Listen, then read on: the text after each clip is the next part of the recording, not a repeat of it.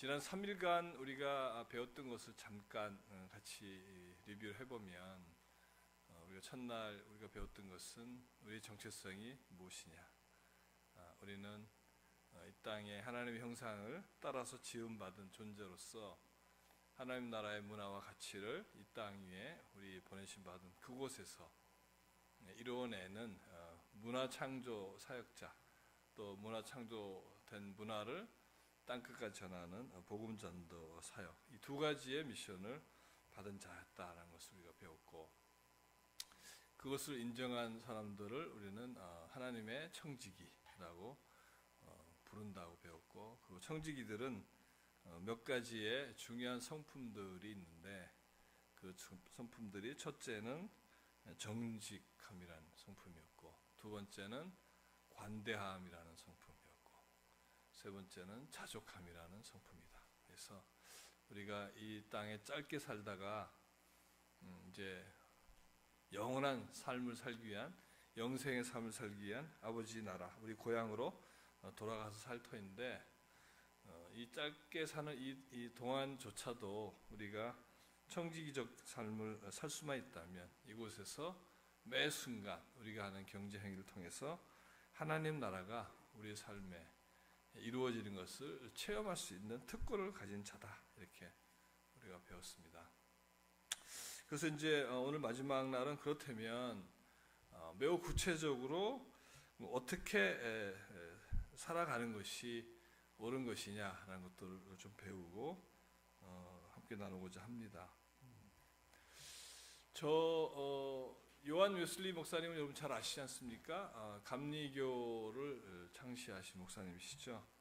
저 목사님의 설교가 매우 유명한 설교가 있는데, 그 설교의 제목이 저기 써 있는 것처럼 The Use of Money, 돈의 사용이라는 제목의 설교 말씀이 있습니다. 누가복음 16장 9절 말씀을 바탕으로 해서 저 설교가 이루어졌는데, 그 누가복음 16장 9절은 다음과 같습니다.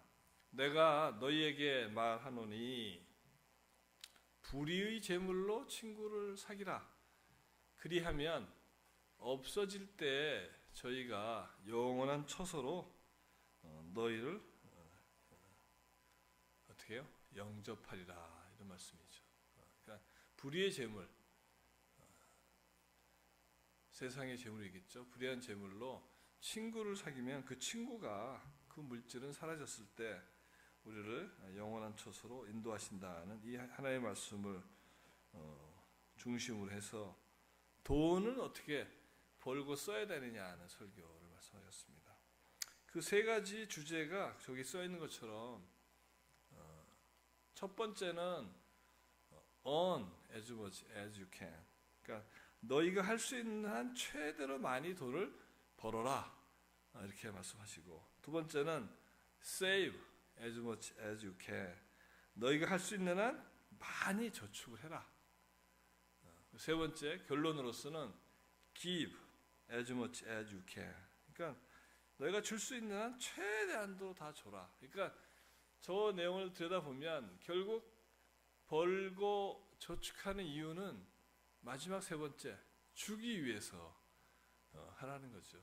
우리가 지난 3일간 배운 내용과 너무 일치하지 않습니까? 그러니까 하나님의 종, 청지기적인 삶은 경제생활의 영역에 있어서는 저 세 가지를 이루는데 집중하는 삶이 되면 된다는 거예요. 그렇다면 우리에게 허락된 것을 우리가 청지기적으로 잘 관리한 자다.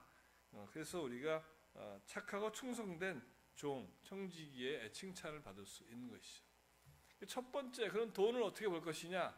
결국은 일을 통해서, 근로를 통해서 우리가 돈을 버는 것이고, 그 물질을 얻은 것을 우리가 저축과 투자라는 경제활동을 통해서 모으고, 그 모은 것을 이제 주고 나누는 것들을 하는 것입니다. 그래서 저것이 청지기의 라이프가 되겠습니다. 그럼 첫 번째 우리가 봐야 될 것은, 그럼 일이라는 게 도대체 뭐냐? 성경에서는 일에 대해서 어떻게 말씀하고 계신지 우리가 알 필요가 있는 것이죠. 왜냐하면 여러분과 저는 일을 하고 있고 또 일을 해야만 하는 존재이기 때문에 그렇습니다.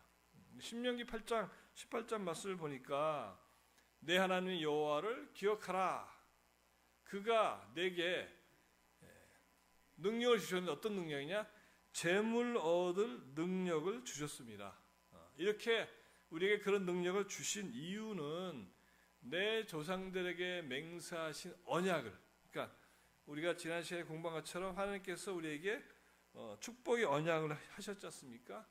그 언약을 오늘과 같이 우리 삶에서 이루게 하시기 위해서 능력을 주셨다는 것이죠. 그러니까 이미 우리는 능력을 받은 겁니다. 그러니까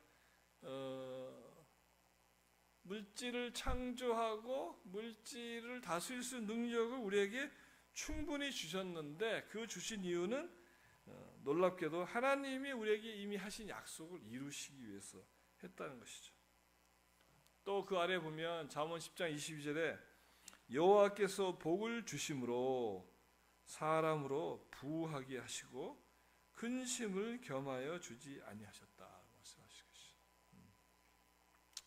그러니까 하나님은 이미 복을 주셨다는 거예요. 주셔서 우리가 부하게 될 수 있는 그 자격을 갖고 있고 능력을 갖고 있어서 근심을 할 필요가 없는 그런 삶을 이미 주셨는데, 우리가 그것을 우리에게 주어진 이 일을 통해서 우리의 창조적 능력을 발휘함으로 하나님의 이 주어진 뭐냐면 원리죠.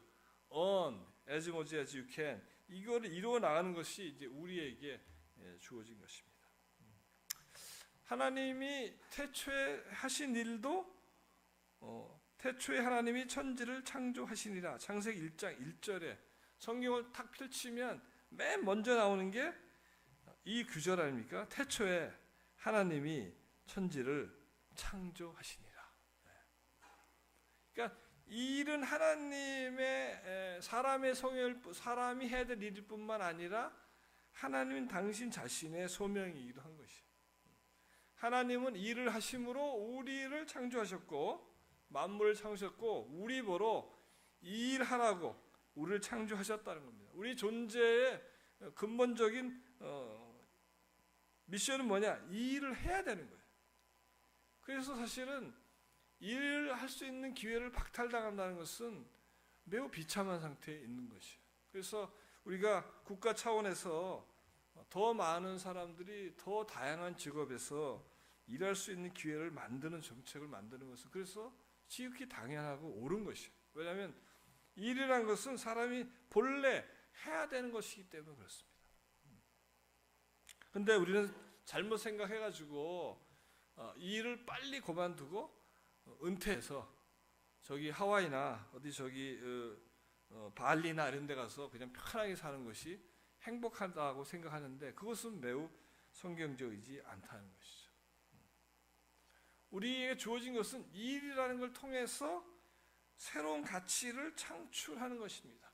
창조하는 게 우리에게 주어진 것입니다. 그래서 우리는 이전에 존재하지 않았지만 다른 사람에게 필요한 것을 만들 수 있는 능력, 즉 가치 창출 능력을 이미 받았기 때문에 그 가치 창출 능력을 발휘해서 하나님의 그 사랑의 동기로 이 땅에 하나님 나라를 이루는 일에 매진하는 것, 그것이 일이라는 것입니다. 그런 면에서 일이라는 것은 단순히 호구지책으로 하는 것이 아닌 것이에요. 그래서 일의 기원은 원래 그렇게 거룩한 것입니다. 그런데 일이 왜 변질이 됐느냐?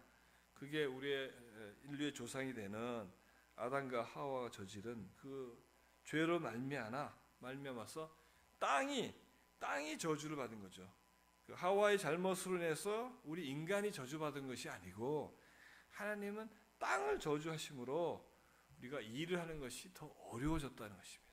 그렇지만 그 어려워진 상황에도 불구하고 본질적으로 우리에게 주신 그 일의 소명은 변함이 없는 것입니다. 그래서 엿새 동안 힘써 내 모든 일을 행할 것이나 이렇게 말씀하는 출애굽기 20장 9절 말씀이나 누구든지 일하기 싫어하거든 먹지도 말게 하라, 이런 얘기들이 우리에게 이 근로, 일하는 것이 얼마나 중요한 것인지를 말씀하고 있습니다. 예를 들면 우리가 불로소득이라는 것이 있습니다. 불로소득이 뭡니까? 문자 그대로 일하지 않으면서 생기는 소득이 불로소득 아닙니까? 불로소득에 대해서 세금을 무겁게 매기는 것이 성경적이냐, 이런 이슈들을 우리가 현실적으로 생각해 볼 수 있죠. 불로소득은 어떤 소득입니까? 대표적인 불로소득이 어떤 거죠? 현실의 경제에서 뭐가 불로소득입니까? 우리 자매님 어떤 거예요? 불로소득? 예? 예? 예? 복권. 그건 소득이라고 얘기하기엔 좀 예. 그러니까 뭐 물론이죠. 불로소득 복권인데 그냥 일반적인 불로소득, 흔하게 어떤 거 있죠? 예, 금융소득. 그러니까 이자 받는 거죠. 그 다음에 임대료, 이런 거 다 불로소득이에요. 금융소득, 또 부동산 임대소득, 뭐 복권 당첨소득, 이런 건 아주 대표적인 그 불로소득인데, 불로소득에 대해서 세금을 얼마나 매길 거냐, 이거는 우리 경제 주체인 우리들이 생각해 볼 수 있는 거죠. 여러분들은 어떻게 생각합니까? 이 성경 말씀에 하면 일하지 않는 자는 뭐래요? 먹지도 말라. 일하지 않는 데 생긴 소득에 대해서 그러니까 중과세를 하는 것이 성경적인. 그러니까 우리가 지금 살고 있는 이 세상에서 일어나고 있는 다양한 경제 활동 안에 성경의 원리를 우리가 어떻게 반영하고 살 것이냐는 것들도 우리가 고민할 필요가 있는 것이죠. 그래서 일의 중요성은 더 말할 나위가 없는 것입니다. 일을 우리가 하는 바른 목적은 단순히 먹고 살기 위한, 돈을 벌기 위한 것이 아니고 그 안에 청지기에게 꼭 필요한 성품을 배울 수 있는 기회가 주어지기 때문에 그렇습니다. 우리가 그 안에서 충성스럽게 일하고 죽게 하듯이 일한다는 것은 청지기로서 필요한 성품을 배워나갈 수 있는 과정이기 때문에 그렇습니다. 또 이를 통해서 당연히 우리의 생활의 필요를 채울 뿐만 아니라 그 일을 통해서 얻는 물질을 가지고 하나님 나라의 보화를 쌓을 수도 있고, 그 일 자체에 우리가 최선을 다했을 때 그 결과를 가지고 주님께 영광을 올려드릴 수 있는. 그래서 초기에 그 막스 베버가 쓴 프로테스탄트 윤리와 자본주의라는 그 유명한 책에 의하면 이 막스 베버는 어떻게 자본주의가 발달할 수 있었을까라는 그 기원을 프로테스탄트가 뭐죠?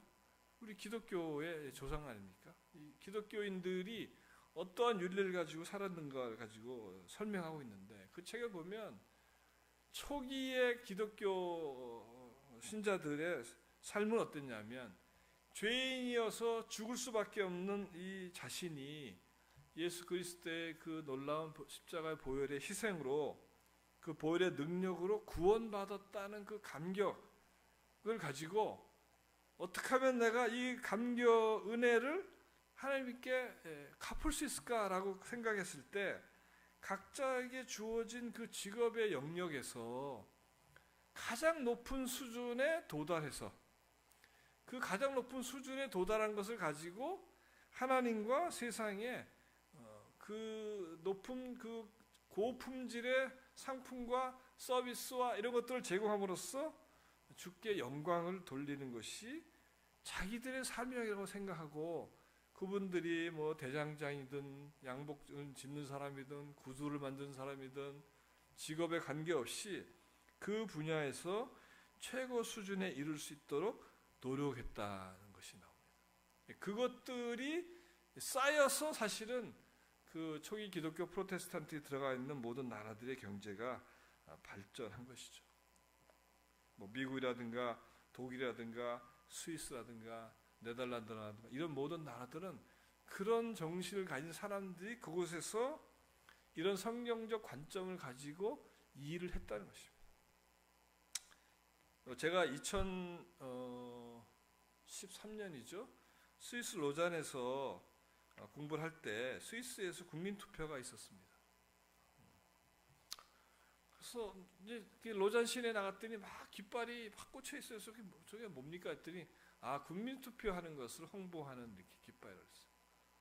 그래서 뭘 가지고 국민투표를 합니까? 물어봤더니 지금 저희들이 국민투표하는 주제는 한 회사에서 최고 경영자, 가장 높은 직급에 있는 사람과 최저 직급, 그러니까 신입사원이 되겠죠. 말단 직원 사이의 급여의 차이를 최대 몇 배로 하느냐를 국민투표하고 있어요. 여러분들 너무 생뚱맞지 않아요? 아니 나라에서 국민투표를 어떻게 해?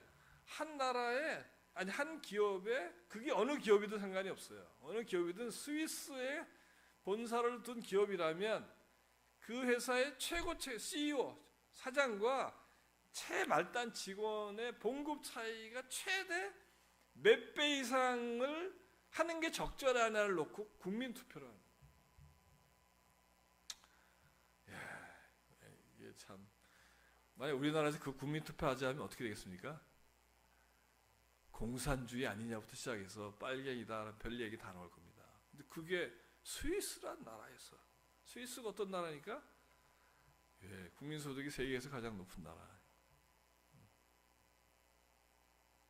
스위스란 나라는 원래 유럽의 쓰레기 하치장이나 마찬가지예요.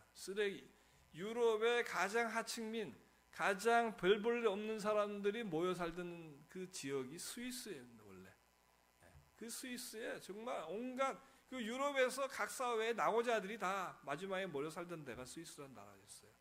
그 나라에 그 켈빈 목사님이 들어와서 제네바를 중심으로 해가지고 기독교적인 가치를 가리키고 그것들을 시행하는 정책을 펼치고 했던 것이 오늘날의 스위스의 기초입니다.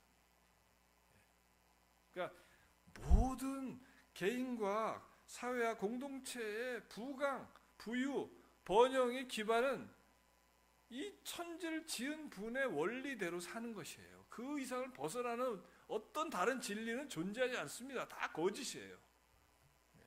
그 역사가 보여주고 있는 겁니다. 그러니까 우리가 한 개인으로서 여러분들이 이 세상 가운데 살아갈 때 하나님의 자녀로 하나님 허락하신 축복을 충만하게 누리면서 살아갈 수 있는 유일한 길은 하나님의 진리의 방식대로 살아가는 것이. 그래서 우리가 일을 한다고 할 때 그 직장에서 맡은 일이 무엇이든 간에 거기서 최고 수준에 이르는 데까지 노력한다는 것은 어제 얘기한 것처럼 그 충성의 원리가 작은 것에 충성하고 받은 것에 충성한다는 원리가 똑같은 거예요. 그러니까 그 직책이 무엇이든 그 일이 무엇이든 간에 거기에 최고조에 이른다는 것은 굉장히 다른 차원의 일인 거예요. 다른 차원의 퀄리티인 거예요. 근데 우리는 작은 일을 맡기면 하찮게 여기고 그냥 대충 하고 이렇게 하는 잘못된 습관이 있는 거예요. 청지기들은 그렇게 하면 안 되는 거예요. 바닥을 다지면서 거기서 최고가 되고 그 다음 일에 최고가 되고 그 다음 일에 최고가 됐을 때 그 사람이 진짜 그 조직의 최고 책임자가 될 수가 있는 것이고 그렇게 된 최고 책임자야말로 그 조직을 건강하게 이끌고 가고 그 조직이 그 공동체가 바른 길로 나갈 수 있는 지도자가 될 수가 있는 것입니다. 그래서 우리는 이 일에 대한 이 잘못된 이 편견과 오해들을 불식해야 되고 우리는 이 일을 하는 데 있어서 이 일은 이게 그냥 허구지책에 먹고 살기 위해서 하는 거야 이렇게 얘기한다면 일처럼 이게 하고 싶지 않고 피해야 될 존재가 없는 것이죠. 그래서 일을 하는 데는 두 명의 완전히 다른 타입이 있는데 사꾼과 일꾼으로 나눌 수 있습니다. 사꾼은 뭐냐? 이 일을 허구지책으로만 여겨서 일을 하는 사람이고 이 사람들은 받은 만큼만 일해요. 받은 만큼. 근데 현대사회에서 볼 땐 매우 합리적 태도라고 얘기할 수 있어요. 아니 뭐 받은 만큼 일하는 거 당연한 게 아니야? 그렇게 살 수 있습니다. 근데 하나님 우리에게 뭐라고 하시냐면 너는 이 일을 소명을 이루는 축복으로 알고 일해야 하는 것이 맞다는 것이죠. 왜냐하면 하나님이 소유권과 통제권과 공급권을 가지신 분이라는 걸 우리가 이해해야 되고요. 역대하상 29장에서 외운 것처럼 사람을 크게 하시고 강하게 하심이 어디 있다고요? 여러분이 근무하는 회사의 사장님이나 회장님 손에 있는 게 아니고 주의 손에 있다고 얘기한다. 그걸 믿는 게 크리스천인 거예요. 그래서 그게 무엇이든 간에 나를 크게 하고 나를 복되게 하실 분 하나님이기 때문에 그곳에서 나에게 맡겨진 일이 무엇이든 그 작은 걸 통해서 하나님 나라의 가치와 문화를 이루는 것이 무엇인지 생각하고 그렇게 그런 태도와 그런 방식으로 일하는 사람은 소위 기대를 무엇 하느냐, 상으로 받는 걸 기대하는 게 아니에요. 저 사장님과 저 과장님이 날 평가해서 뭐 평가지가 높아서 내가 돈을 얼마 받는다 이런 계산이 아니고 그건 우리의 박스 안에서 계산일 뿐이고 내가 이렇게 일하는 것은 주님이 나에게 보상해 주실 걸 기다리는 거예요. 죽게 받을 걸 기대하는 것이지 그 어떤 특정 인간에게 기대하는 것이 아닌 거예요. 그 일하는 동기가 다른 것입니다. 사꾼은 돈이 동기예요. 그래서 돈을 몇 푼 더 준다 그러면 얼마든지 직장을 쉽게 가라고 가는 겁니다. 일꾼은 뭐냐? 돈의 동기가 아니기 때문에 소명이 동기이기 때문에 그곳에서 소명을 발견하고 그곳에서 그 소명이 이루어지는 것을 목표로 삼는다면 그 다음 단계의 스텝은 누가 인도하는 거죠? 하나님이 인도하시는 거예요. 하나님이 길을 여는 것을 체험할 수 있는 거예요. 왜냐하면 하나님 우리를 보낼 곳은 천지에 널려 있는 거예요. 그걸 누가 보내는 거예요? 누가 통제하는 거예요? 성경에서 보니까 모든 걸 통제권자는 하나님이시라니까. 내가 이 직장에서 하면 내가 평생 나 여기서 어떻게 되는 거야? 그게 아니라 거기서 네가 맡겨진 그 일을 소명을 가지고 정말 잘할 수 있고 최선을 다한다면 그게 well done, 너 참 잘했어. 그럼 그 다음에 이 사람의 인생의 다음 스텝을 누가 인도하냐? 하나님이 인도해요. 하나님이 새로운 기회를 열고 새로운 직장을 쓰고 새로운 다른 상상하지 못하는 다른 기회의 문을 열어서 그걸 인도하는 걸 경험하는 것이 이게 일꾼인 거예요. 이 사람들은 돈에 흔들리지 않습니다. 근데 세상은 전부 다 이 사꾼들이에요. 그냥 머리로 계산해서 계산해서 그러니까 맨날 상만 받는 일을 하는 거예요. 근데 그 삭은 어떤 삭이에요? 누가 주는 삭이에요? 이 세상에 만mon이 주는 삭입니다. 잔인하고 혹독한 주인이 주는 삭스를 밟고 사는 겁니다. 그게 이 우주 만물 지으시고 소유하시고 사랑이신 하나님이 주시는 그거를 경험하지 못하고 평생을 삭군으로 살아. 평생으로. 그것이 참 안타까운 것이죠. 그래서 우리는 일에 대한 우리의 잘못된 생각을 고쳐야 됩니다. 근데 우리가 경제에 있어서 하나님의 역할이 있고 우리 청지기에서 우리 역할이 있다고 배운 것처럼 이 일에 있어서도 하나님이 역할 분담이 있다고 얘기하시는 것이죠. 일에 보면 하나님은 어떤 일을 하신다고요? 필요한 재능을 주시고 성공과 형통을 주시고 승진을 주관하시고 그러니까 이게 우리는 저걸 신경 쓸 필요가 없는 거예요. 이미 재능은 우리에게 하나님이 우리가 이것을 소명을 알고 그것의 소명을 이루고자 나갔을 때 이미 필요한 재능 우리에게 와 있던 거고 부족하다 하나님 얼마든지 주실 수 있는 것이 하나님이에요.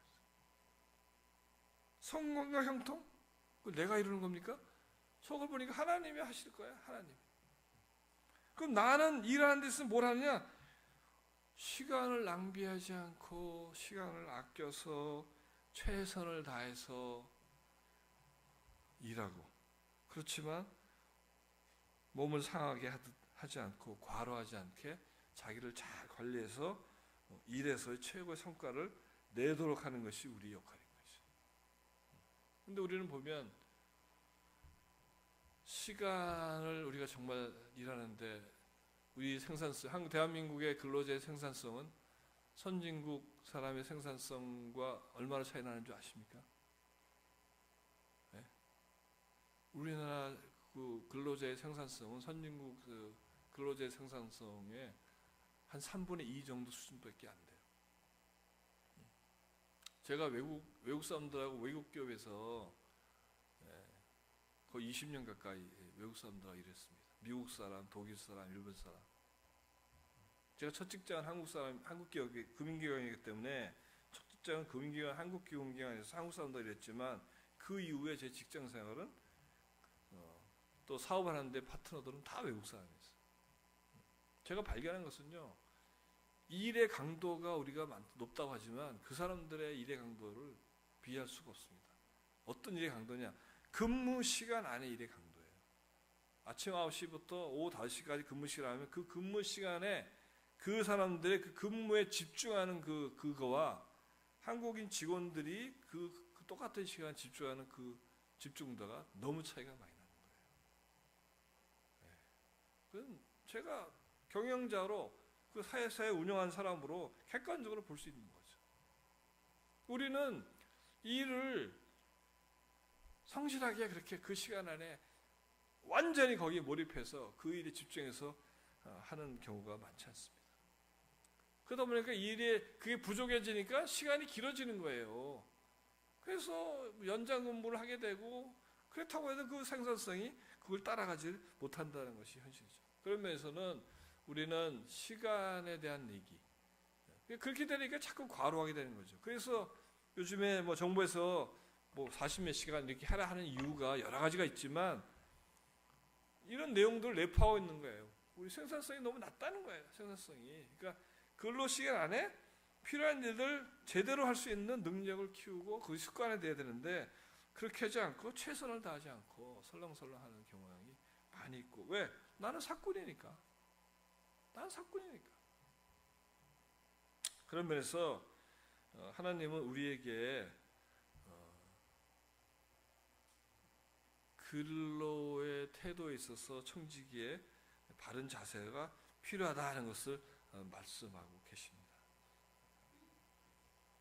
제가 회사 대표로 직원들을 많이 뽑고 이렇게 하지 않았겠습니까? 그럼 그 사람들 제가 연봉 계약한단 말이에요. 연봉 계약할 때 누구한테 연봉을 많이 줄 것 같습니까? 사장으로서. 회사를 사장같이 생각하고 그렇게 열심히 하는 사람을 줄 수밖에 없어요. 근데 그 사람들은 다 눈에 보여요. 어떤 사람이 그렇게 일하는지 다 안다고, 사장이. 안 보는 것 같아도 다 보고 있습니다, 사장들은. 간단해요. 그러니까 이 성경의 원리가 너무나 자명한 거야. 그 사장이 알무니 그 이방인이고 돈을 사랑하고 어떻게 보면 나쁜 사람이 할지라도 그 직원은 정직하고 성실하고 충성되기라고 최선을 다해 일하는 사람을 예뻐할 수밖에 없어요. 그걸 대우할 수밖에 없는 거예요. 그게. 너무나 자명한 거지만 우리가 그 너무나 자명한 것을 알면도 불구하고 행동으로 잘 옮기지 못하기 때문에 그 일이 정말 줄 수 있는 최대한의 유익을 얻지 못하고 그냥 시간을 낭비해버리는. 그리고 그 시간에 그 기간 동안에 마땅히 내가 다 배우고 마스터했어야 되는 일들을 다 마스터하지 못하고 다음 잡으로 옮겨다 보니까 나중에 직급이 올라가 봐도 이게 부족한 거예요, 기초가. 그때 제대로 배웠어야 되는 거예요. 그게 격리부서에 가서 격리를 했으면 격리를 완벽하게 이해하고 다른 부서로 가면 이 사람이 지도자로 커 나갈 때 이 모든 걸 다 이해하고 갔기 때문에 이 기반이 튼튼해서 훌륭한 지도자의 자리로 갈 수 있는데 그때 그거를 소홀히 배우고 별로 이렇게 하찮게 여기다 보니까 그 찬스를 놓치면 그 다음부터 그 기회가 돌아오지 않는 거예요. 그걸 배울 기회가. 그러니까 우리가 어디서 무엇을 하든 간에 그 찬스 자체가 어마어마하게 중요하고 귀하다는 걸 인식하고 최선을 다해서 그걸 완전히 내 거를 만든다는 자세, 이런 것들이 정말 우리에게는 필요한 것입니다.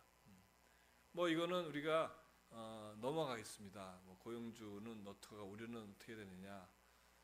이거는 우리가 정직하고 성실, 기도, 충성, 존중, 뭐 이런 것들은 오늘 그냥 시간이 없으니까 넘어가고, 일에 있어서 동업에 대해서 말이 나오는데, 믿지 않는 자와 멍에를 함께 매지 말라, 이런 말이 있죠. 그래서 우리나라 사회는 이 동업을 매우 긍정적으로 보지 않습니다. 근데 사실은 여기 성경에서 얘기하는 것은 동업 자체를 하지 말라는 게 아니라 믿지 않는 자와의 동업을 하지 말라는 거예요. 믿지 않는 자와 멍이를 함께 하지 마시지 말라는 것입니다. 그래서 사실은 우리가 공동체를 운영하거나 회사를 경영하거나 할 때 보면 혼자 힘으로 하는 것은 굉장히 제한적이고 능력이 작기 때문에 가능하면 많은 나와 다른 재능을 가진 사람들이 함께하는 것이 좋습니다. 그렇게 해야 그 회사도 더 빨리 발전할 수 있고 성공할 가능성이 높은데, 문제는 우리가 갖고 있는 이 동업에 대한 부정적인 것 때문에 믿는 사람끼리의 동업도 꺼려하는 문화가 있는데 그것은 잘못된 거다.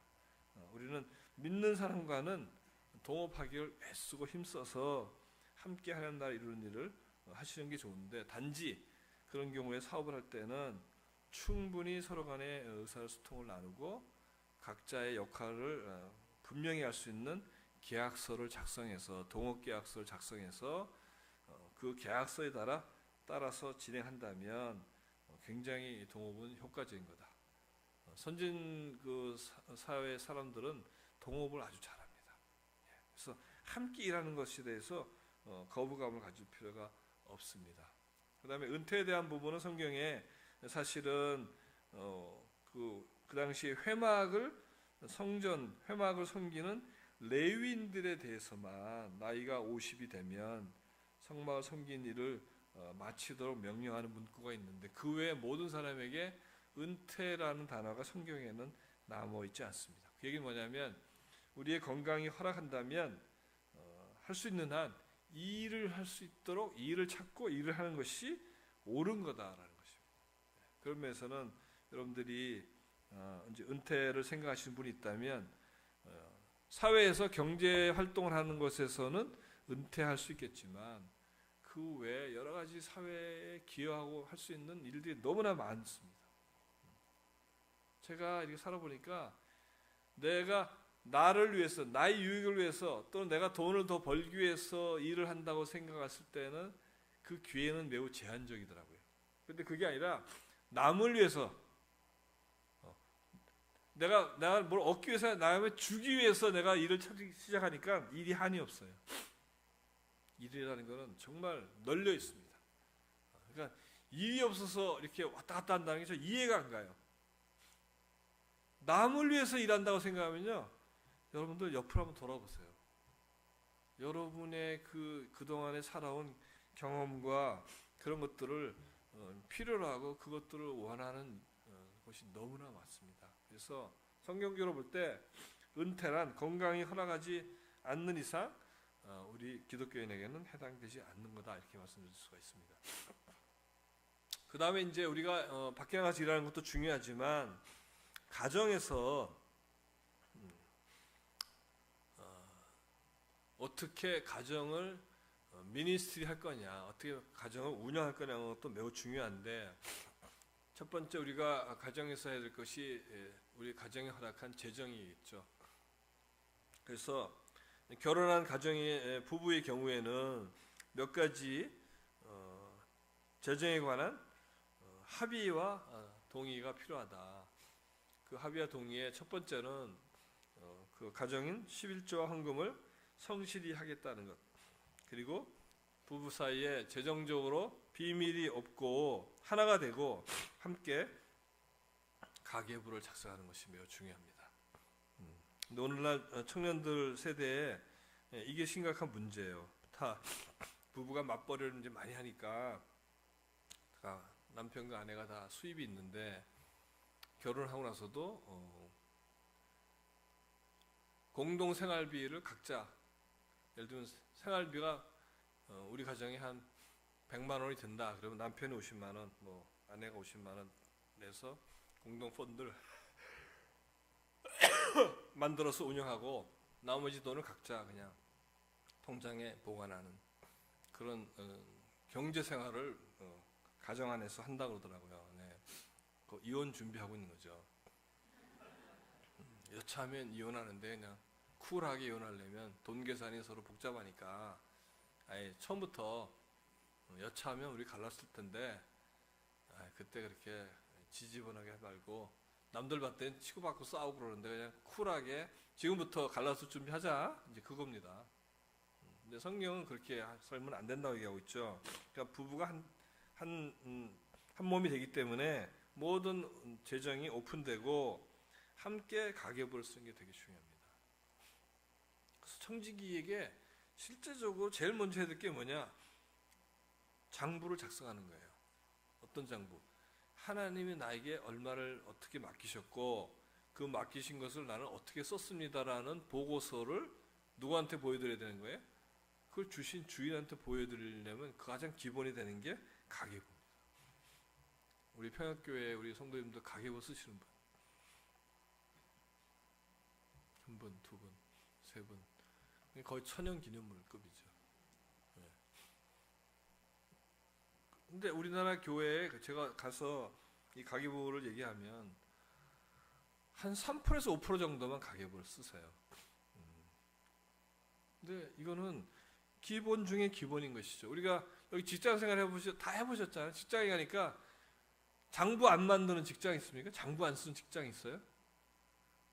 동네 구멍가게도 다 장부는 씁니다. 근데 하물며 하나님의 재물을 위임받아서 관리하는 책임을 진 내 종인데 주인한테 계산을 하려면 장부가 있어야 되는 거예요. 그래서 그냥 순종하셔야 되는 거예요. 가계부는 그냥 당연히 쓰는 겁니다. 근데 누가 쓰느냐? 부부 중에 이런 걸 잘 쓰는 분이 쓰면 돼요. 네. 어떤 가정에는 형제들이 더 잘해 이런 거를. 어떤 가정은 자매님들이 잘하지만 그거는 부부가 누가 잘하는지 딱 보면 압니다. 서로 간에. 당신이 하는 거네 이렇게 되는 거예요. 네. 그래서 결정해서 그 사람이 쓰고 그걸 가지고 한 달에 한 번씩 우리가 이렇게 장부를 보고 거기서부터 이제 우리가 우리 돈의 주인으로 사는 것들을 실행하는 겁니다. 첫 발자국은 가계부를 쓰는 것으로부터 시작해서 하나님이 우리가 허락하신 그 물질, 그 돈을 내가 컨트롤하고 종으로 부리는 훈련을 하는 것이 가계부예요. 이걸 안 쓰기 때문에 여러분들이 어떻게 되냐? 거꾸로 돈이 여러분 주인 노릇을 하는 거예요. 여러분의 돈의 주인으로 하려면 돈에게 명령을 해야 되는데 돈에게 명령하려면 가계부를 써서 돈이 지금 어디에 가고 있는지를 확인한 다음에 그 방향을 내가 결정해서 그 방향대로 가게 하는 것을 예산을 짜는 건데, 예산을 수립하는 건데, 그걸 하려면 가계부라는 것을 기본적으로 작성했었어야 되는 거예요. 그러니까 여러분들이 가계부를 꼭 작성하셔야 되고요. 그 다음에 빚을 지지 않는 것을 부부 사이에 서약하는 것이 중요하고, 더 중요한 것은 부부가 완전한 동의와 합의를 하기 전에는 어떠한 중요한 경제적, 재정적 결정도 하지 않는 거예요. 그러니까 남편이나 아내가 상대방의 배우자에게 의논하지 않고 또 동의를 의논했지만 동의가 없었는데도 경제적, 재정적 결정을 한다는 것은 매우 매우 위험한 것이죠. 그럴 경우 어떤 문제 생기느냐? 만약 그 결정이 잘못되면 그 물질도 손해를 볼 뿐만 아니라 더 중요한 것은 그것은 그 관계를 깨트리는 것이에요. 왜? 자기의 동의 없이 결정된 일이었기 때문에 그 책임이 그 행동을 한 사람에게 다 돌아가고 그렇게 되면은 신뢰관계가 깨지는 거죠. 그래서 그게 파경입니다. 유리가 깨지는 거예요. 파경. 유리는 금이 한번 가면 붙일 수가 없어요. 그게 파경이에요. 파경. 근데 파경의 중요한 이슈가 뭐냐? 돈인 것이죠. 제가 아는 우리 교회 집사님이 그 가정법원에 상담을 이렇게 합니다. 그러니까 이혼하겠다는 사람이 오면 판사가 바로 이혼하세요 이렇게 하지 않고 숙려 기간을 두고 그 두 부부를 만나서 상담하면서 정말로 이혼에 대해 사유가 있느냐, 그냥 다 이 얘기를 듣고 웬만하면 이혼하지 말아라 이런 걸 하는 기간을, 숙려 기간을 두고 그 기간 동안에 그 부부를 만나서 이제 그 말하자면은 권유하고 이런 작업을 하는 그 일을 하는 전문가입니다. 요새 너무 바쁘시다고 그래서 왜 이렇게 바쁘냐 했더니 이혼이 너무 많대. 그래서 왜 이렇게 이혼의 원인이 뭡니까? 물어봤더니 80%가 돈이래요. 돈 문제. 부부 사이의 돈 문제. 여기 다 경험해 보셨잖아요. 돈 문제는 얼마나 치사한 문제입니까? 부부 사이에. 그것 때문에 깨진다는 거예요. 그러니까 우리가 이렇게 서로 간에 동의하기 전에는 어떤 중요한 이 결정도 하지 않겠다는 것에 동의할 수 있다면 서로 신뢰하고 안심할 수가 있는데 그런 게 없다 보니까 그런 일이 발생하면 그냥 깨지는 거예요. 그게 깨지는 겁니다. 그 다음에 우리가 어제 배운 것처럼 정직하지 않은 방식으로 돈을 버는 것은 우리는 하지 않겠다 결정해야 돼요. 뇌물을 받은 게 우리 집으로 뇌물이 들어온다. 이런 거 우리는 거절한다는 것을 동의할 수 있어야 돼요. 근데 참 이런 말씀들 드리긴 죄송하지만 저도 남자로서 남자가 좀 똑똑하지가 못한 면이 있어요. 어떤 면이냐? 남자는 자기 배우자로부터 인정받는 걸 되게 좋아해요. 중요시해요. 그래가지고 배우자가 우리 남편 훌륭하고 인정해주면 되게 좋아하는데 배우자들은 어떨 때 인정해주냐? 돈을 많이 벌어오면 인정해줘. 우리 남편이 돈을 많이 벌어, 우리 남편 훌륭해. 그러니까 남자들은 생각이 단순하니까 우리 와이프한테 내가 인정받으려면 돈을 많이 벌어다 줘야 되는구나. 그래서 어떻게 해요? 돈을 많이 버는 방법이 뭐지? 이게 생각한다니까. 진짜 이거 저도 그랬다니까. 그러니까 돈을 벌 수 있는 좋은 기회가 있으면 이건 굿찬스야. 이거 어제인 것처럼 봉투가 들어오면 이거 가져가면 오늘 우리 집사람 좋아하겠네. 상품권 받으니까 좋아하겠네. 처음엔 주는 거 받다가 나중에는 가져오라고 그래. 주는 거 가지고는 너 성이 안 차. 그러니까 이제는 전화해가지고 좀 가져오라. 나를 위해서? 아니, 우리 와이프를 위해서. 와이프의 인정을 받기 위해서. 웃지 마세요, 자매님들. 남편들한테 물어보세요. 얼마나 단순한지. 그래서 어리석은 짓을 하는 남자가 너무나 많다는 거예요. 직장에서. 그래서 그거를 서로 얘기해야 돼. 우리는 그런 짓을 해가지고 돈이 오는 걸 우리는 원하지 않아요. 이거예요. 그러니까 돈이 오면 다 무조건 좋아하지 마시고 어디서 온 돈인지를 확인하셔야 돼. 안 그러면 가정이 폭삭 무너집니다. 한 방에 가는 거예요. 그게 잘못되면. 아내들은 까맣게 몰랐죠. 남편 뇌물 받았는지 어떻게 알아요? 돈만 주니까 이거 되게 좋네. 근데 이게 사실 나중에 봤더니 뇌물이었어. 근데 이게 드러났어. 어떻게 돼요? 잘리는 거예요. 가정이 무너진다니까요, 여러분들. 얼마나 위험한 행동인지 몰라요. 근데 그걸 그렇게 위험한지도 모르고 옆에 사람도 받으니까 나도 받아서 이렇게 되는 거예요. 그게 어리석은 겁니다. 그렇기 때문에 부부 사이에 그런 일들이 위험을 처음부터 제거하는 게 중요해. 그런 거 우리 안 합니다. 받지 않습니다. 우리 필요하지 않아요. 이렇게 얘기할 수 있어야 되는 것이죠. 그래서 지혜로운 재정관리가 아까 말씀드린 것처럼 무조건 가계부를 쓰셔야 되고 그 가계부를 가지고 이제 나중에 제가 얘기하겠지만 예산이라는 것, 그러니까 여러분의 재정 목표에 따라서 예산이라는 걸 세우는 일들을 해야 되는 겁니다. 그래서 두 번째 사역은, 첫 번째 사역은 그 가정에 허락한 돈을 관리하는 것에 대한 거고, 두 번째는 또 하나의 가정에 허락한 중요한 게 뭐죠? 우리 자녀들인데 자녀들에게도 여러분들이 경제 교육을 시켜야 되는 것이. 그래서 잠언 22장 6절을 봤더니 마땅히 행할 길을 아이에게 가르치라. 그리하면 늙어도 그것을 떠나지 아니하리라. 근데 우리는 자녀 교육을 어디다 맡깁니까? 학원에다가, 학교에다가, 과외 선생님한테. 근데 과외 선생님이 재정 교육 해주는 거 보신 적 있어요? 돈을 어떻게 쓰고 돈을 어떻게 벌고 하는 거 가르치는 학원 보내본 적 있으신 분? 학교에서 그걸 가르친 거 들어본 적 있으세요? 없습니다. 그리고 국영수만 잔뜩 가르쳐가지고 세상에 나가서 살라고 그러는 거야. 그리고 얘들이 나가서 배운 게 없으니까 뭐에서 배워요? 길거리에서 배우는 거예요. 길거리에서. 옆에 친구들이 하는 거 주워 듣고 배우고, 선배가 하는 거 물어봐서 그렇게 하는 거예요? 그럼 그렇게 하는 거야. 그러면 그 아이가 그 돈 관리를 잘못하고 돈 문제 때 문제가 생기면 누가 책임져야 됩니까?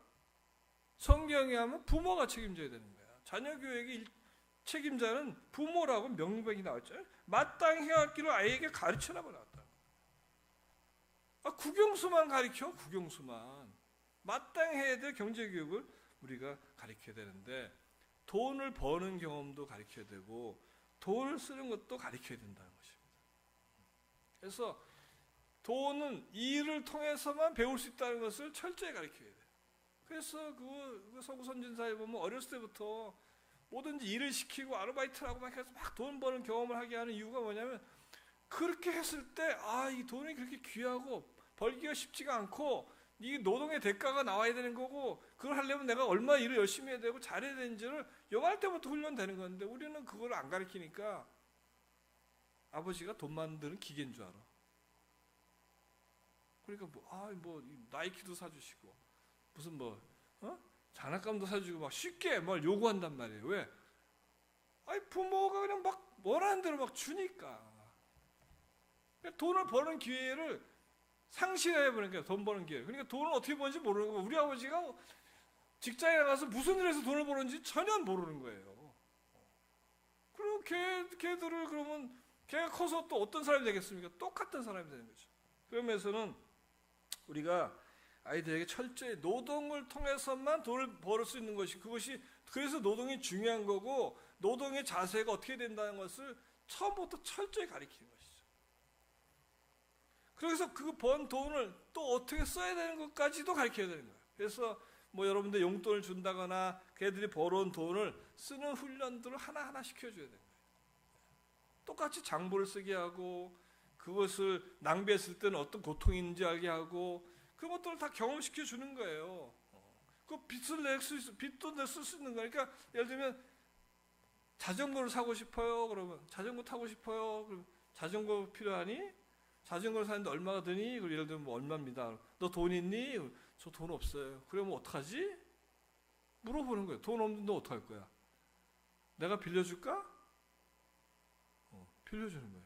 그렇지? 너 갚아야 돼. 어떻게 갚을 것인지 한번 계획을 짜봐. 너 용돈이 얼만데 어떻게 나눠서 갚겠다. 계획이 나와야 되는 거야. 그래? 그럼 한번 해봐. 그 돈 빌려줘서 자전거 사서 타고 왔다 갔다 해. 그러면 용돈에서 까는 거죠. 그럼 아이들이 이게 빚을 져서 갚는 게 힘들구나. 빚을 지면 안 되겠네. 이렇게 배우는 겁니다. 그러니까 우리가 자녀들에게 경제교육이 무슨 거창한 교육이 아니라 집에서 작은 일을 시키고 그걸 통해서 아이들에게 돈이라는 것, 경제라는 것은 이렇게 돌아가는 거구나. 그것을 가르치는 것은 부모의 책임이라는 것입니다. 그래서 사실은 아이가 어른 나이가 되면 가계부를 다 쓴 다음에 가계부를 펼쳐놓고 얘기할 때 그 아이도 참여시키는 거예요. 그래가지고 우리 아버지가 엄마가 이렇게 나가서 이 정도 돈을 버는데 돈이 여기 들어가네. 그러면 이제 나중에 공부했지만 학원비가 이게 나와요. 오늘 방송을 들으니까 우리나라 학원비 가구당 그 교육비 지출 학원비 나가는 게 38만 얼마라고 하더라고요.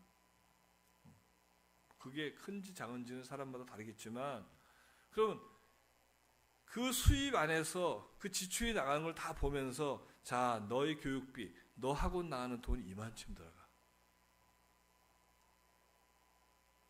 너 이 돈을 들이지 않고 너 혼자 공부하면 어떠니?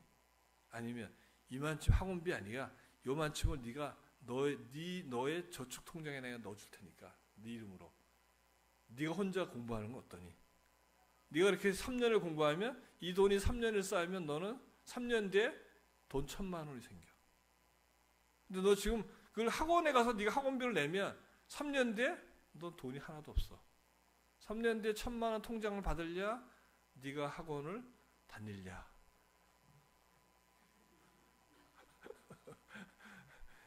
어떤 결정할 것 같아요? 애들마다 다르겠지만 어떤 아이들은 그래요 아버지 그러면 그 돈 저 통장에 넣어주세요. 저 공부 제가 할게요. 이런 애가 있을 수 있는 거예요. 왜냐하면 그런 기회 자체를 주지 않다 보니까 아이들은 자기 교육비에 들어가는 게 자기 가정의 소득이 얼마인지도 모르고 그 감이 없으니까 그거 외에도 뭐든지 그냥 사달라, 필요하면 말하고 이러는 것이죠. 그러니까 우리가 아이들에게 제대로 가르치지 않았기 때문에 아이들도 경제생활이 나중에 사회 나와서도 힘들어질 뿐만 아니라 부모도 같이 힘들어지는 거예요. 그러면서는 우리는 자녀 가정 안에서도 부부 사이의 재정에 대한 서약과 우리에게 허락한 귀한 선물인 자녀들이 하나님의 청지기로 어렸을 때부터 훈련돼서 준비될 수 있도록 해주셔야 된다는 것입니다. 이제 마지막 4강 올려주십시오. 첫 번째 우리가 그 돈의 사용에서 일에 대해서 우리가 이제 배웠는데, 두 번째 우리가 배울 것은 저축에 관련된 겁니다.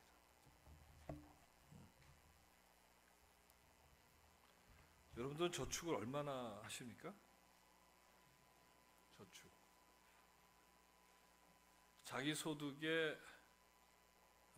20% 정도를 저축하시는 분 여기.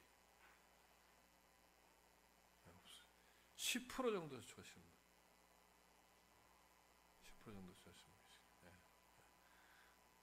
대한민국의 평균 가계 저축률이 몇 프로 정도 될 것 같습니까? 가구당 소득의 몇 프로 평균? 네? 우리나라 사람들의 저축률이 3%입니다. 100원 수입하면 3원 저축한다는 거죠. 3%. 근데 저희들이 자랐을 때, 그러니까 우리나라 경제가 고도로 성장할 때 우리나라 1인당 가구당 저축률이 25%가 된 적이 있었어요. 모든 가구가 소득의 25%를 저축하는 시대가 있었습니다. 요즘은 3%. 요즘은 빚이 많다는 건 뭡니까? 소득보다 더 많이 쓰는 거예요. 그 쓰는 부분, 더 많이 써야 될 부분을 빚으로 메꾼 겁니다. 그러니까 자산은 부채 플러스 자본인데, 이 소득 자산은 100인데 이쪽 나가는 게, 들어오는 게 80밖에 안 되니까 20을 부채를 내서 메꿔서 살아오는 것이 우리의 삶이기 때문에, 그만치 우리는 지난 수십 년간 우리가 이 저축에 대한 태도가 매우 잘못된 것이죠. 근데 성경은 잠언 21장 20절 말씀에 있는 것처럼 지혜 있는 자의 집에는 귀한 보배와 기름이 있으나 미련한 자는 이것을 다 삼켜버리리라, 이렇게 얘기하고 있습니다. 기본적으로 예수님은 제자들에게 보물을 땅이 아닌 하늘에 쌓으라고 말씀하시지만, 그렇게 하기 위해서라도 이 땅에서 재물이 있어야 하늘에 쌓을 수 있지 않겠습니까? 그러니까 그래서 그 요한 웨슬리 목사님 말씀한 것처럼 네가 할 수 있는 최대한 세이브해라, 저축해라는 말씀이 진리인 것이에요. 그런데 성경에서 얘기하는 이 저축에는 지혜가 필요합니다. 소위 균형이 필요한데, 땅에 쌓는 것과 하늘에 쌓는 것에 대한 이해를 통해 가지고 균형을 잡는 것이 필요해요. 그게 누가복음에 나오는 부자 농부의 이야기입니다. 누가복음 12장에 보면 어느 부자 농부가 그의 추수가 보니까 아주 그냥 대풍이 나서 너무 마음이 흐뭇한 거죠. 그래가지고 이렇게 얘기합니다. 한 부자가 그 밭에 소출이 풍성함에 심중에 생각하여 이르기를, 마음에 생각하고 혼자 부자가 내가 곡식 쌓아둘 것이 없으니 어찌하냐. 저게 막 차워 넘쳐. 그러니까 막 밭에 대풍이 들었어요. 그래서 어떻게 생각하냐면, 내가 내 곡간을 헐고 더 크게 짓고 내 모든 곡식과 물건을 거기 쌓아두리라, 이렇게 심중에 생각한 거죠. 생각을 딱 했더니 하나님이 그 심중을 읽으시고 이렇게 얘기하는 거예요. 하나님이 이르시되 어리석은 자요, 이렇게 어리석은 자요 이러시면서 자기를 위하여 재물을 쌓아두고, 이거 잘 들어보십시오. 자기를 위하여 재물을 쌓아두고 하나님께 대하여 부유하지 못한 자와 이와 같으리라 라면서 이렇게 내일 내가 너의 생명을 거둔다. 네가 마음속에 그 모든 것을 쌓아둔다고 생각했는데 그건 너는 매우 어리석은 짓이야. 내가 내일 아침에 네 생명을 내가 걷어가면 그 쌓아놓은 곡간이 다 무슨 의미가 있느냐, 이렇게 얘기하면서 이 어리석은 부자 농부를 질책하는데, 왜 그런 얘기를 듣게 됐느냐? 이 부자가 마음속에 뭘 했느냐? 현재 있는 창고가 작으니까 창고를 더 크게 확장해 지어가지고 모든 그 소출, 수확물을 다 거기다 넣고 나 혼자 즐기겠다는 생각을 먹었기 때문에 그렇다는 것이죠. 그리고 저축과 투자를 우리가 필요로 하는데 그 저축의 투자의 목적이 나와 나 자신만을 위해서 쌓아놓은 목적, 그건 아니라는 것이에요. 그래서 우리가 어제 배운 것처럼 디모데 6장 9절에 부하려는 자들은 시험과 올무에 이 단어가 밸런스가 이루어져야 되는 거예요. 그러니까 저축하는 것은 하나님의 종들이 당연히 해야 될 일인 것이에요. 저축을 해야 됩니다. 심지어 어떤 사람들은 이렇게 영어 단어로 하면 pay yourself first 이렇게 얘기합니다. 이게 무슨 단어입니까? 너 자신에게 먼저 지불하라 이게. 그러니까 그게 뭐냐면 네가 소득이 이렇게 얼마가 생기면 그 돈을 필요로 하는 것은 너무나 많이 생길 거야. 그러니까 뭐 공과금도 내야 되고 뭐도 써야 되고 뭐. 근데 그걸 하기 전에 먼저 너 자신에게 지불하라. 그러니까 너 자신을 위해서 저축하라는 거예요. 최우선순위로 저축에 대한 고려를 하라는 이런 얘기를 하는 것처럼 저축은 필요하지만 그것이 과도하게 됐을 때는 도리어 자기에게 유리하지 않다는 거죠. 그러니까 쌓아두고가 나눠줌, 이것을 밸런스를 잡을 수 있는 균형감이 필요하다는 것이죠. 그러니까 무작정 부자가 되고자 쌓아둔다는 것은 굉장히 위험한 상태라는 것이죠. 그래서 실제로 나중에 여러분들이 가계부를 쓴 다음에 여러분의 재무 목표에 따라서 예산을 세우고 그 돈을 여러분이 들어온 돈을 이제 명리학에서 어느 포션은 어디로 가고 어느 포션은 어디로 가고라는 것을 정할 때 이 저축에서 가리키는 교훈, 쌓아둠, 저축과 기부, 주는 것의 밸런스를 어떻게 찾느냐는 부분을 고민해야 된다는 것입니다. 여러분들이. 그래서 균형 잡힌 저축이라는 것은 무작정 쌓아두는 게 아니라 확실한 목적에 따라서 필요한 돈을 우리가 저축하는 것을 얘기하는 것이고, 그런 면에서 저축과 축제는 구분되는 것입니다. 저축은 뚜렷한 목적을 가지고 미래를 위해서 오늘의 소비를 포기하고 돈을 따로 구분해 놓는 게 저축인데, 축제는 그것을 넘어서서 그걸 넘어서서 무작정 어떤 확실한 목표를 가지고 하는 것이 아니고 그냥 쌓기만 하는 것이 축제인 것입니다. 그래서 우리가 어제 배운 것처럼 소돔이 멸망한 이유가 뭡니까? 소돔이 돈이 없어서 멸망했습니까? 아니에요. 쌓아두고 자기만을 위해서 했기 때문에 멸망당했다는 것이 우리가 교훈으로 얻어 배운 바가 있습니다. 그래서 또 우리가 은퇴를 위한 저축도 해야 되고, 저희들이 장려하기에는 수입의 한 20% 정도를 저축하는 것이 적절하다, 이렇게 말씀을 드릴 수 있습니다. 그다음에 투자 저축이, 근데 어떤 저축을 먼저 해야 되느냐? 제일 먼저 여러분들이 어제 우리가 배운 것처럼 빚을 갚아야 되는데, 빚 갚는 그 계획을 세워서 빚 갚는 작업을 하기 전에 맨 먼저 해야 될 일이 비상금을 저축하는 것입니다.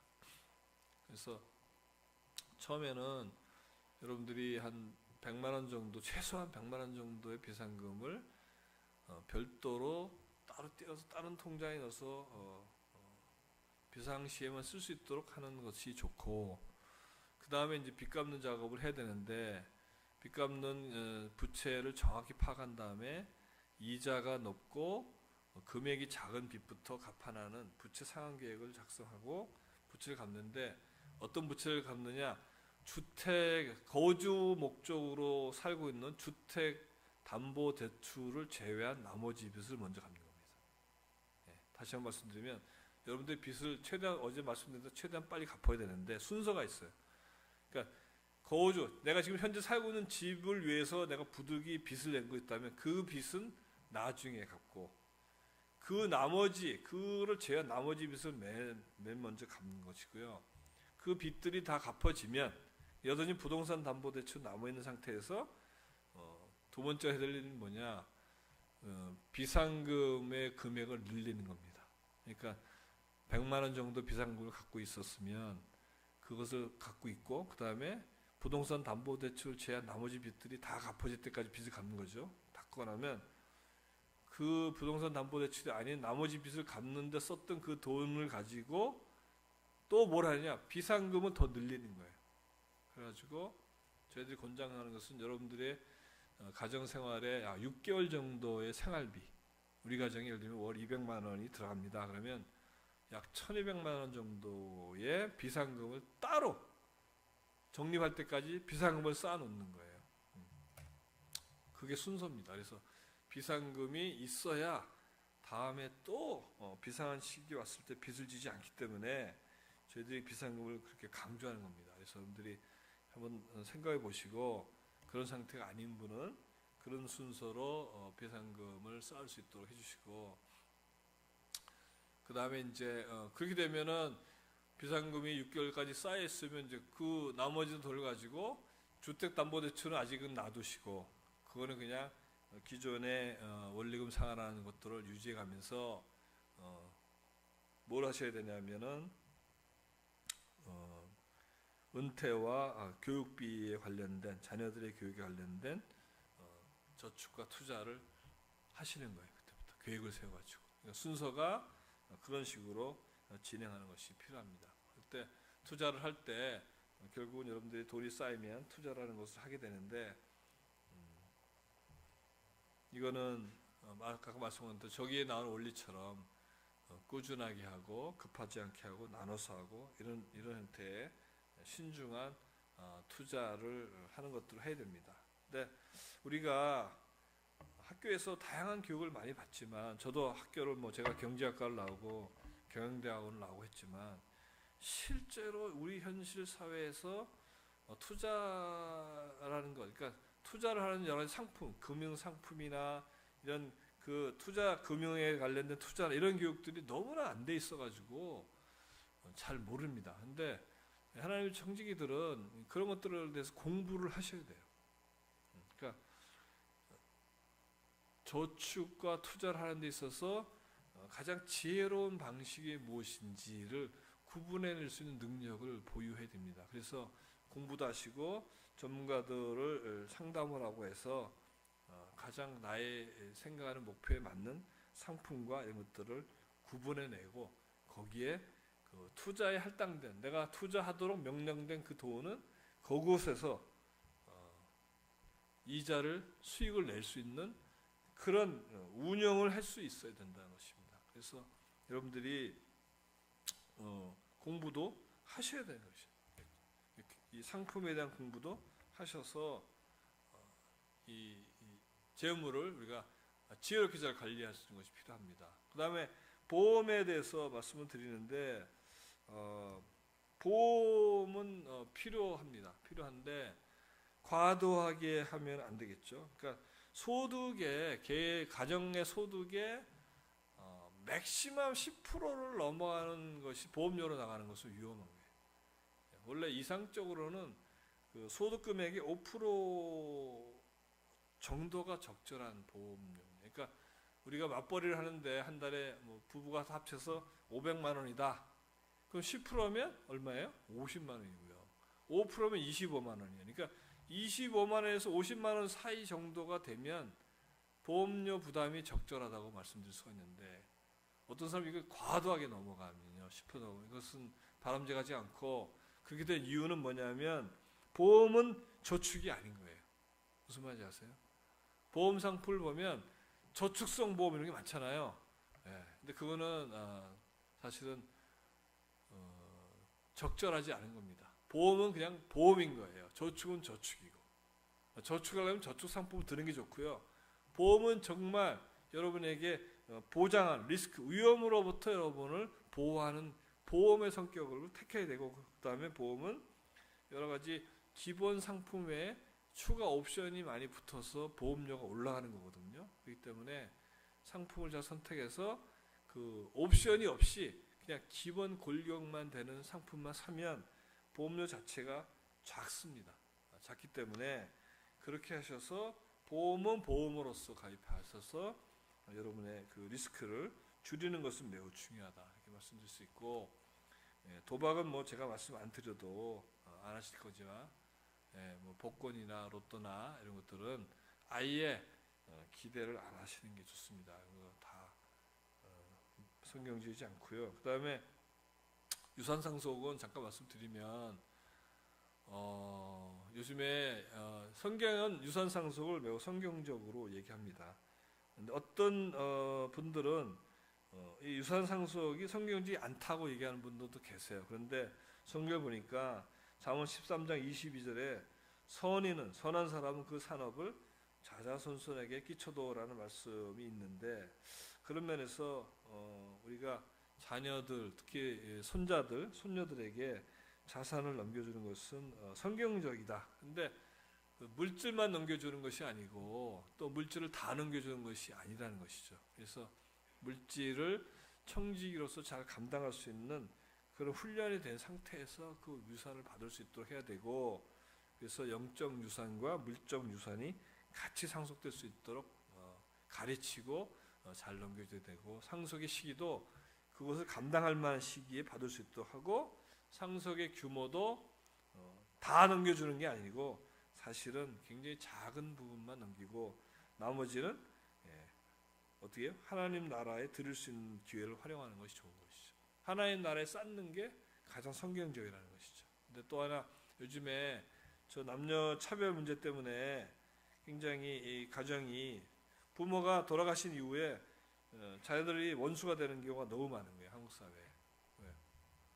유산 분배가 부모가 지혜롭게 하지 못하고 너는 한쪽에 일방적으로 다 준다거나 이렇게 돼가지고 나중에 보니까 그것 때문에 상처를 입어가지고 형제자매가 부모가 돌아가시면 더 살갑게 잘 살고 서로 간에 의지가지가 돼서 이렇게 사랑을 주고받고 살아야 되는데, 그 돈 몇 푼 때문에 형제가 원수처럼 흩어져 사는 그런 결과를, 가슴 아픈 결과를 우리 많이 보는데, 그건 왜 그러냐? 부모의 책임인 거예요. 부모가 유산 상속을 실패한 것이죠. 유산을 그렇게 상속하면 그 유산이 자녀에게 축복입니까? 그건 저주인 거예요. 아주 어리석은 겁니다. 그래서 그런 원망이 부모에게 있지 않고 형제의 의가 깨지지 않도록 차별 없이 합의하에 평화롭게 유산을 상속하는 것은 매우 중요하고, 그런 면에서는 부모들은 유언장을 작성함으로써 충분히 그런 분쟁이 나중에 발생하지 않도록 이렇게 행동하는 것이 매우 중요합니다. 그래서 유산 상속에 대해서도 제가 잠깐 말씀을 드렸고, 그 다음에 이제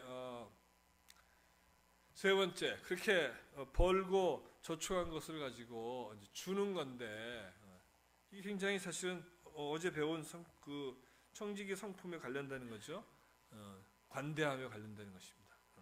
어떻게 줘야 되느냐? 성경에 보니까 사실은 부담이 줬는데 나한테 하나도 부담이 안 된 정도 주는 것은 충분히 준 것이 아니라고 얘기하는 거죠. 성경에서. 그러니까 좋으면 나의 경제생활에 좀 약간 충격이 있어. 그 정도가 될 정도가 아닌 정도를 주는 것은 충분히 주는 것은 아니다. 이렇게 성경은 얘기하고 있고, 그런 면에서 우리가 계속해서 청지기로서 하늘나라에 우리의 구자를 우리가 만들고 그 구자에다가 금액을 우리가 쌓는 방식은 주는 유일한 방식이 있다. 그래서 또 하나는 이제 우리가 배울 게 이 11조에 관련된 거죠. 제가 극동방송에서 한 4년 가까이 성경적 재정 교육을 방송을 했는데, 이제 생방송을 주로 많이 했습니다. 생방송하면 이렇게 스튜디오에 가면 이렇게 저와 PD가 마주 앉아보고, 제 앞에도 컴퓨터 모니터가 있고 PD 앞에도 똑같은 모니터가 있습니다. 그럼 생방송을 하면 청취자들이 막 질문을 보내면 이 모니터에 쫙 질문이 뜹니다. 그러면 앞에 앉은 PD가 이렇게 거기서 탁 체크를 해주면 그거를 제가 이거 보면서 답을 하는, 이런 식으로 생방을 진행했는데, 그 한 3년만 4년의 방송 중에서 가장 많이 들은 질문이 11조에 대한 거예요. 그러니까 많은 이 기독교 성도들이 11조에 대한 궁금함이 많아요. 궁금함이 많다는 걸 지나서 어떤 생각을 하면, 이분들이 신희철은 어떻게 보면 전문가의 답을 들어가지고 11조를 적게 낼 수 있는 무슨 지혜가 없을까? 라는 것을 알고 싶어 하는 거라는 걸 내가 알았어요. 이분들에게 11조가 큰 짐인 거예요. 한국 크리스천들에게 11조가 짐인 거예요. 11조가 사실은 짐이 돼야 되나? 그런 면에서 저는 사실 성경을 아무리 찾아봐도 11조라는 게 결국은 뭐냐? 우리가 모든 물질의 소유권자가 하나님이시라는 것에 대한 고백인 거고, 그것을 나에게 주셨기 때문에, 나에 맡겼기 때문에 그게 너무 감사하다는 표시로서의 11조 시스템이 들은 거고, 11조라는 게 원래 성경에만 있는 그 어떤 것이 아니고 성경에 그것이 들어오기 전에도 이미 성경이 그 자리 잡고 그 기원이 된 그 지역, 중동의 그 근동 지방에서 널리 쓰여져 있던 어떤 하나의 사회적 제도가 성경 안에 들어온 거예요. 11조 시스템, 11조로서 성경 안에 시스템이 들어왔는데, 그 목표는 이게 마찬가지로 우리가 지난 시간에 배운 것처럼 그 광야에서 하나님의 약속을 이행하기 위해서 이제 광야 생활이 끝나면 젖과 꿀이 흐르는 그 가나안 땅으로 인도했을 때 그 부유하고 풍요로운 상태에 들어가면 이 모든 것의 공급자가 하나님이시라는 것을 다 잊어먹고 우리의 죄성으로 인해서 도리어 하나님과 관계가 멀어지고 친밀감이 떨어진 걸 방지하기 위한 제도로서 율법이 나왔고, 그 안에 11조라는 시스템이 들어가 있었던 것이죠. 그러니까 항상 11조라는 건요, 하나님에 대한 나의 신앙의 고백이고, 하나님이 초유권자시고 저는 청지입니다라는 것을 하나님께 고백하는 것이에요. 그래서 11조는 누구를 위한 것이냐? 교회를 위한 것이냐? 목사님을 위한 것이냐? 또 다른 누구를 위한 것이냐? 그게 아니고 나를 위한 것입니다. 나를. 청지기로서 나를 위한 거예요. 그 고백이 없는 자는 청지기가 아닌 거예요. 근데 질문은 뭐냐면, 예를 들면 이런 거죠. 총액의 11조입니까? 네트의 11조입니까? 뭐 이런 거죠. 그러니까 내가 총 소득이 500만 원인데 세금과 공과금 빼면 450만 원 받으니까 10분의 1이니까 45만 원을 내는 게 옳은지 50만 원 내는 거지. 이거 질문인 거죠. 이런 것들. 근데 이 11조 성격을 우리가 이해한다면 그 질문 자체가 의미가 없는 거예요. 하나님은 45만 원을 내는 자라 50만 원짜리 그 물질 자체는 아무 의미가 없다고 말씀드렸잖아요. 하나님이 알고 싶은 건 네가 청지기냐는 거거든요. 그러면 어떤 거예요? 그 모든 것에 11조를 당연히 드리는 게 맞는 거죠. 총액의 11조. 그리고 사실은 11조를 구약으로 찾아보면 10분의 1이 아니에요. 23% 이상이 되는 겁니다. 근데 아마 우리 교회에서 목사님이 다음 달부터는 여러분들 10분의 11조가 아니고 10분의 100의 20입니다. 이렇게 얘기하면 교인이 한 절반은 남아 있으실지. 그래서 성경의 의미는 11조는 최소한의 분량인 거예요. 그런데 그 11조를 통해서 우리가 정말 교회와 또 주변에 많은 그 가난한 사람들과 그 물질이 필요한 사람들에게 그것이 흘러가기 때문에 11조 이상의 것을 우리가 들을 수 있는 것이 신앙인의 자세라는 겁니다. 그렇지만 그 11조를 나한테만 또 우리 교회만 다 내야 된다라고 누가 얘기한다면 그 성경에는 또 그런 얘기는 없는 것 같아요. 그렇지만 이 우리가 섬기는 교회가 우리 그 필요로 하고 또 이 헌금을 통해서 11조를 통해서 우리가 얘기하는 그 가난한 이웃과 어려운 사람들을 돕고 섬기고 또 복음을 땅끝까지 전하는 일에 그것이 쓰여진다면 우리가 당연히 우리의 11조를 우리가 섬기는 교회에 내는 것은 전혀 문제가 없고 또 당연한 것입니다. 그런 면에서 우리는 11조에 대한 얘기를 충분히 이해하고 11조는 세금이 아닌 것이에요. 부담을 갖는 것이 아니라 감사하고 기쁜 마음으로 낼 수 있는 것이 이 11조와 헌금입니다. 그래서 우리는 이 11조 헌금을 그래서 하나님에 대한 사랑과 감사함과 이거 할 수 있는 그 기회를 주신 것에 대한 기쁨을 가지고 우리가 헌금을 하는 겁니다. 그래서 이런 것이 없다면 우리가 10,000만 금을 낸다 할지라도 우리가 그 가난한 과부 렙돈의 비유에 있는 것처럼 하나님에게는 의미가 없어요. 하나님에게 의미가 없습니다. 하나님에게 의미가 없으면 사실 아무 의미가 없는 거죠. 그렇다면 우리가 헌금을 낼 때 정말 바른 태도로 헌금을 내는 것이 매우 중요합니다.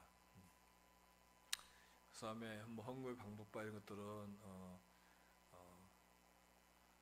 관대하게 또 정기적으로 우선적으로 힘에 넘치도록 경건하게 또 은밀하게 하는 것들이 있는데 은밀하게 하는 것이 굉장히 중요하다고 성경에는 강조하고 있습니다. 그래서 여러분들이 올바른 태도를 가지고 올바른 양을, 그래서 저희들이 여러분들이 이제 가계부를 쓴 다음에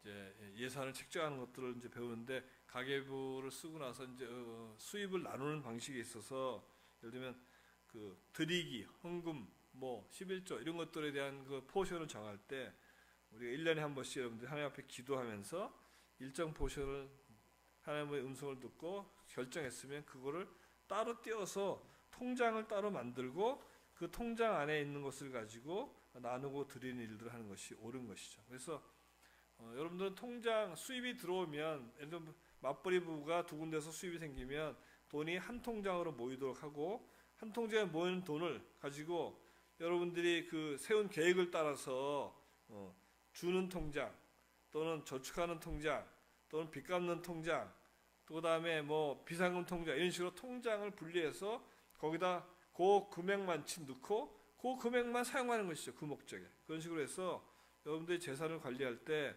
절대 한 통장에서 들어오고 나가는 걸 다 하는 것은 매우 위험하다.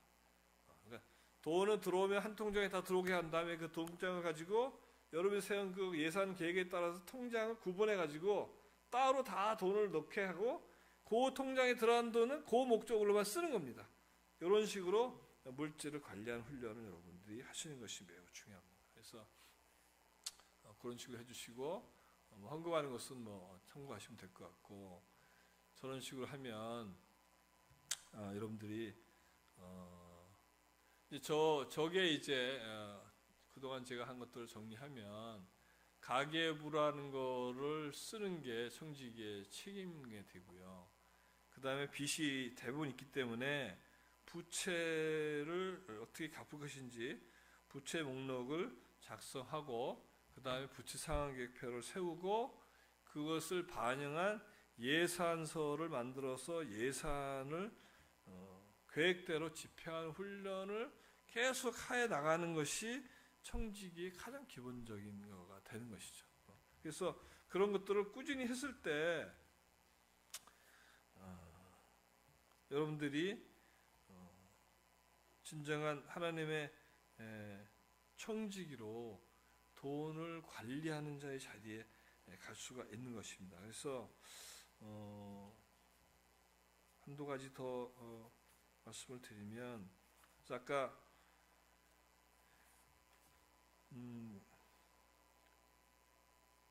비상금을 100만 원 하고, 그 다음에 주택담보대출을 제외한 빚을 최대한 빨리 갚고, 그 다음에 그게 다 끝나고 나면 6개월치 정도, 최소한 6개월 정도의 생활비를 비상자금으로 완전한 다음에 그 비상자금이 완성된다면 그것을 그 여력을 가지고 여러분의 노후에 필요한 자금을 쌓기 시작하고, 자녀 학자금이, 자녀가 어리다면 자녀 학자금을 위한 것들도 쌓는 그런 노력을 해서 빚을 내서 아이들이 학교 가지 않도록, 보면 우리 청년들이 제가 대학교에서 강의를 하는데, 지난 시간에 제가 우리 학생들한테 물어봤는데 빚이 있느냐 했더니 빚이 있는 애들이 거의 대부분이에요.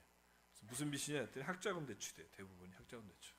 그러니까 미국도 지금 그런 것도 굉장히 심각한데, 좋은 대학 가려면 학비가 비싸니까 이 사람들이 평생을 갚아도 못 갚는 그런 학자금 대출을 지고 나오는데, 오늘 한국 사회도 보니까 꽤 많은 학생들이 이 학자금 대출에 시달리고 있습니다.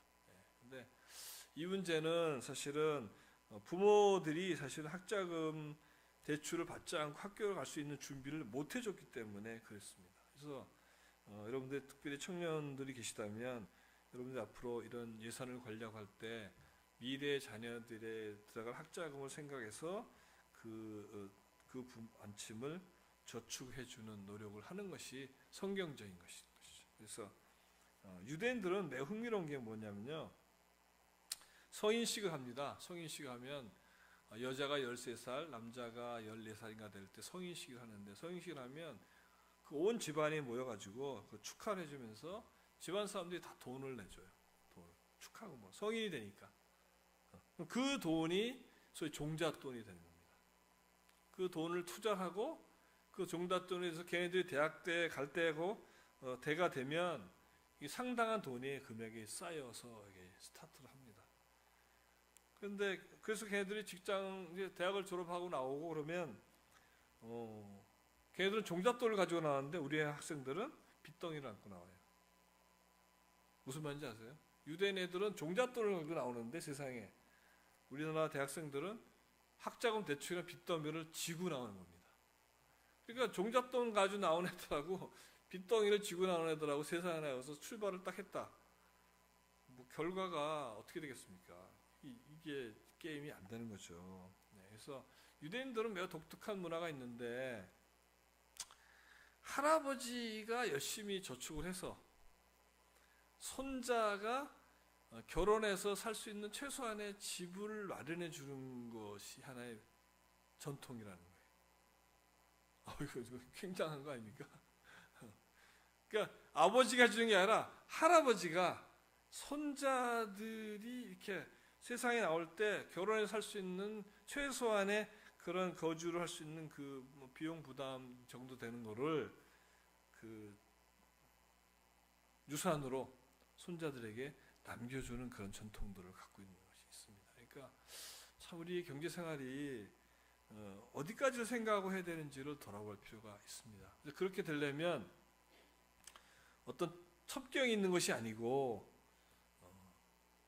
정말 우리에게 허락하신 그 모든 물질을 우리가 잘 관리하는 자로 책임 있게 한 발씩 가계부도 쓰고 그 어떤 것보다도 소비를 줄이고 세상을 따라서 빚을 내서 살지 않는 세상 방식이 아닌 것들을 경제 행위를 하면서 한 발짝 한 발짝 나갈 때 사실은 우리의 머릿속으로 생각한 것보다도 더 빠른 시기에 우리가 예측하지 못하고 상상하지 못한 풍요롭고 부유한 그 미래에 도달할 수가 있는데, 그런 기본들에 대한 원리를 이해하지 않고 그냥 아무런 계획이 없이 그냥 버는 대로 또 자기 생각이 좋은 대로 물질을 사용하기 쓰기 시작하면 항상 돈의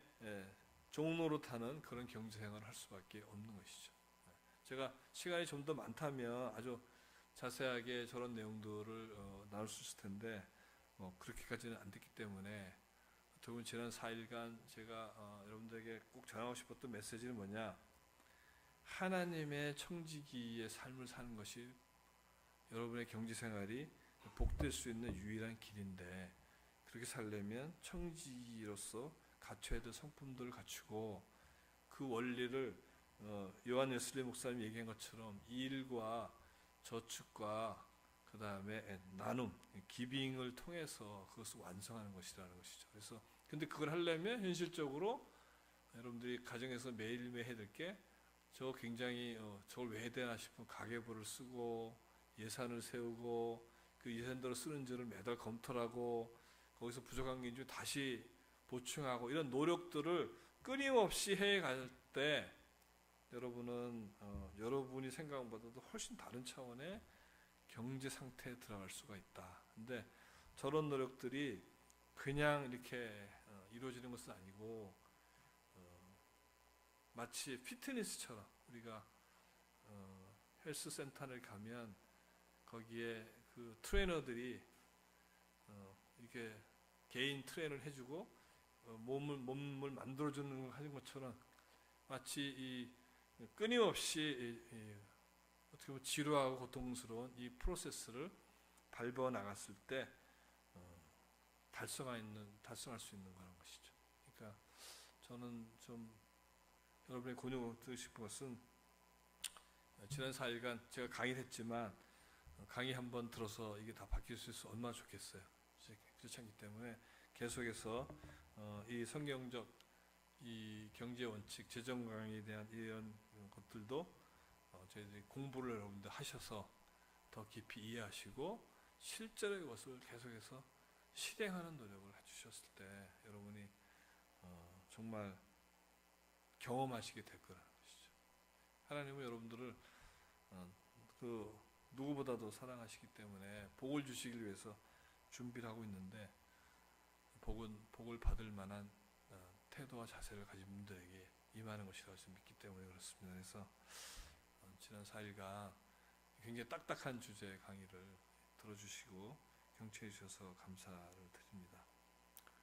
혹시 질문이 있으신 분 있으시면 질문을 제가 받고 없으면 너무 밤이 늦었기 때문에 제가 기도하고 마치도록 하겠습니다. 혹시 질문이 있으십니까? 네, 다행히 질문이 없으시고요.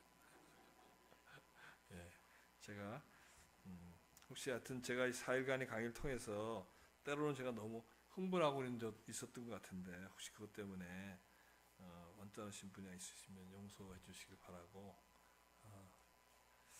하여튼 지난 4일간 여러 가지로 많은 경청과 무언의 격려를 해주셔서 감사드립니다. 제가 기도하겠습니다.